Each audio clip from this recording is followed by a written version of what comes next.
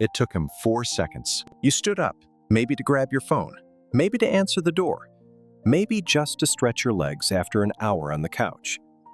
By the time you turned around, he was already there, nose pressed into the warm cushion, body curled exactly where yours had been, eyes half closed, like he had been counting down to this moment all day. He probably had. Everyone laughs when it happens. Everyone calls it stealing. And almost everyone, trainers, behaviorists, the entire internet, gets it completely wrong. Your dog did not take your seat. He did something far more meaningful than that. And by the end of this video, you will never shoo him off the cushion again. Purrect Relaxation. Your seat smells like a love letter. Not to you. To you, it smells like fabric softener and maybe last night's pizza. But to a brain equipped with 300 million olfactory receptors and a scent processing center 40 times larger than yours, that cushion holds something extraordinary. Every minute you spend sitting down, your skin releases a layered chemical signature. Natural oils, trace hormones, the subtle shifts in body chemistry that happen when you are relaxed versus stressed versus half asleep during the third episode of something you stopped paying attention to an hour ago. Your dog reads all of it. Not the way you read a text message quickly, casually, already thinking about the reply. More the way you would read the last letter from someone you might never see again. Slowly, completely, with every receptor firing. Canine olfaction research has confirmed something remarkable. Dogs can distinguish human emotional states through scent alone. Anxiety produces one chemical profile. Calm produces another. Joy, stress, exhaustion. Each leaves a distinct molecular footprint on every surface you touch. And your seat, after an hour of sitting, holds the most concentrated version of you that exists anywhere in your home. When your dog presses his face into that cushion and exhales deeply, that slow, deliberate breath that looks like contentment, he is not being lazy. He is not being opportunistic. He is surrounding himself with the chemical equivalent of your arms around him. It is the closest he can get to you without touching you. And in a world where you leave the house for 8 hours a day and he has no way of knowing if you are coming back, that residue is not a comfort, it is a lifeline. The word every owner uses is stealing. The word that actually describes it is holding. This distinction matters more than you think. For decades, popular dog culture frames seat-taking as a dominance play. Your dog asserting rank, challenging your authority, winning some invisible power struggle on the couch. That interpretation was built on a theory of wolf-pack hierarchy that the researcher who originally proposed it later spent years trying to correct. The dominance model has been largely abandoned by modern behavioral science, but the language stuck. People still say, "He stole my spot," with a half laugh that carries a real assumption that the dog is taking something from them. He is not taking something from you. He is trying to keep something of you. Dogs descended from animals where guarding the resting places of bonded pack members was a survival behavior. Not a power move, but a protective one. When your dog occupies your seat the moment you leave it, a significant part of what is happening is preservation. He is keeping your scent concentrated. He is holding the space warm. He is maintaining the place where his most important person belongs until that person returns. Watch how dogs behave with other objects that carry your scent. Shoes left by the door, a pillow you slept on, a jacket draped over a chair. Dogs do not collect these things because they are bored. They curl around them because those objects are the closest available substitute for you. Your seat is simply the largest, warmest, most saturated version of that instinct in action. Attachment research consistently finds that dogs with stronger bonds to their owners show significantly more seat-occupying and owner-item-seeking behavior during separation. The correlation is direct. The more your dog loves you, the faster he is in your spot the moment you stand up. So the next time you come back to find him sprawled across your cushion with absolutely no intention of moving, look again. That is not a dog who took your seat. That is a dog who was keeping it for you. A woman named Diane posted in a dog behavior forum about her 7-year-old lab, Murphy. She said Murphy did not wait for her to stand up anymore. He started moving toward the couch while she was still sitting. He would position himself on the floor directly beside her seat, head resting on his paws, watching her with that particular quality of attention that is different from normal relaxation. Alert without being anxious, patient without being passive. And then, somewhere between 30 seconds and 2 minutes before Diane actually got up, Murphy would shift his weight forward and prepare. She asked if Murphy was psychic. He is not. He is something better than that, a pattern recognition engine that has been studying Diane for 7 years. Your dog knows the sound your phone makes when you put it face down on the side table.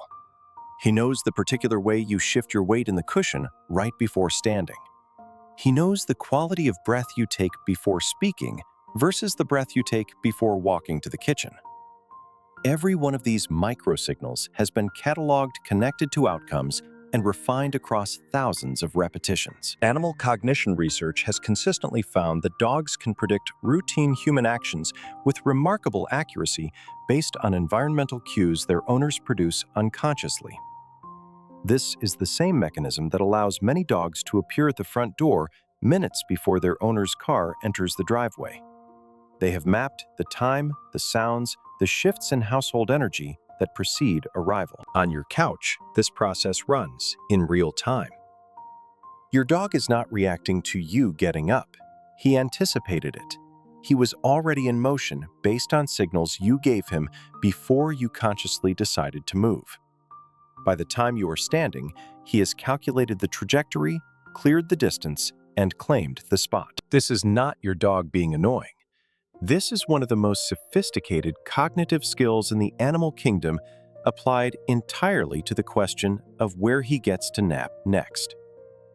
And that combination, genius-level intelligence, in service of something as simple as being closer to you, might be the most dog thing there is. But here is where it goes deeper than intelligence, deeper than scent, deeper than anything we have talked about so far. Because what your dog does next, after he takes the seat, reveals something about trust that will stop you in your tracks. For a moment, there is nothing to explain. No mechanism, no olfactory receptor count, no evolutionary framework. Just this. He waited. He watched.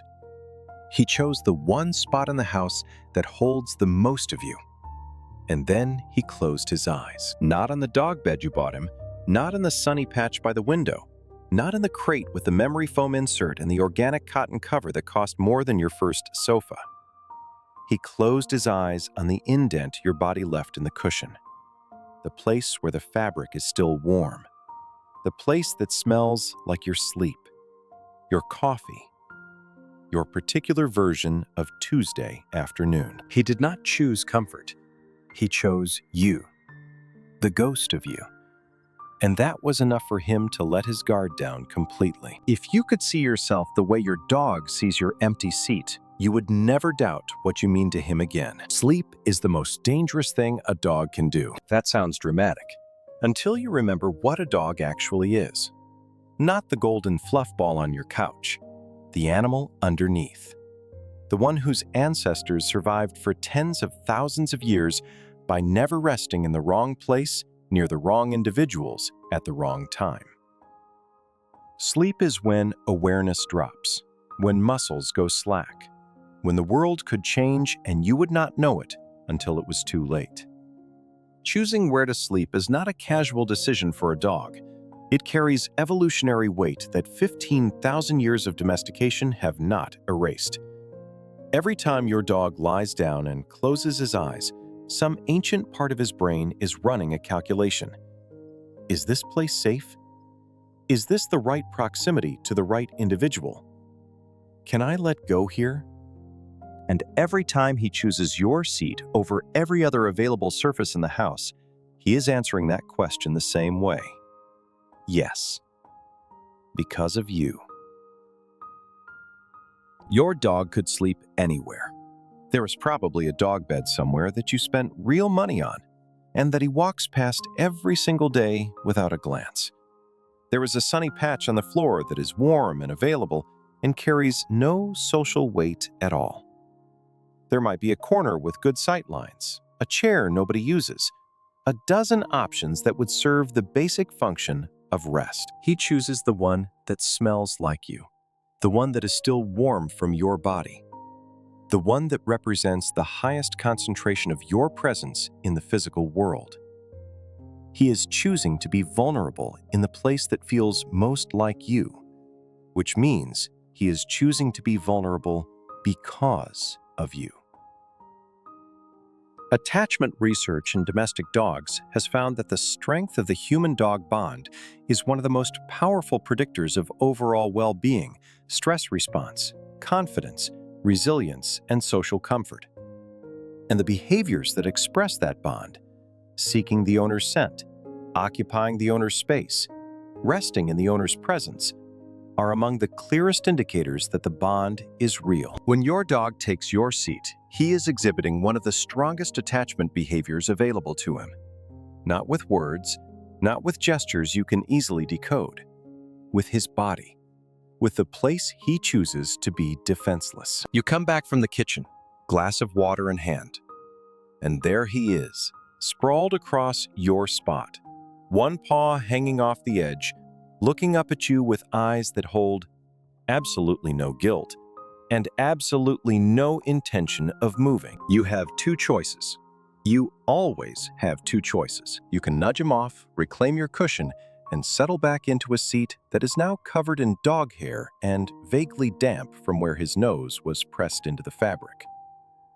Or you can see what he sees, a spot that smells like the person he would follow to the edge of the earth.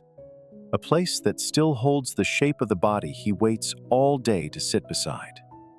A piece of furniture that, to a brain built entirely around scent and safety and the question of who can be trusted, is not a couch at all. It is proof. Proof that you exist. Proof that you were here.